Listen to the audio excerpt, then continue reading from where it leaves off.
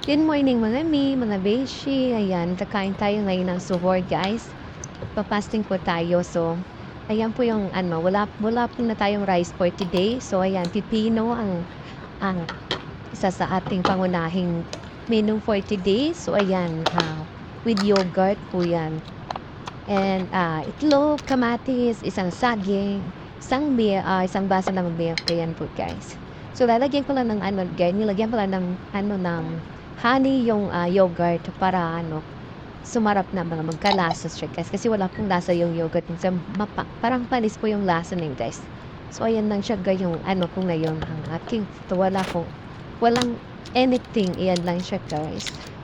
So, masarap naman. Nabusog naman tayo guys. Alhamdulillah. So, pasalamat tayo kasi may pagkain pa tayo guys. Diba?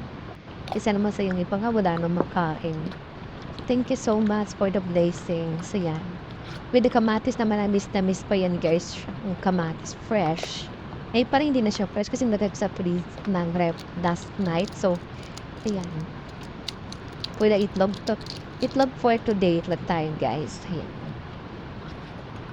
So, kain na lang tayo, guys. Kain na lang. Thank you for watching. Ayan. Okay, ganda-gandahan naman ang beshi nyo ngayon, di ba? Kita niyo naman. Di ba? The last part, puro filter.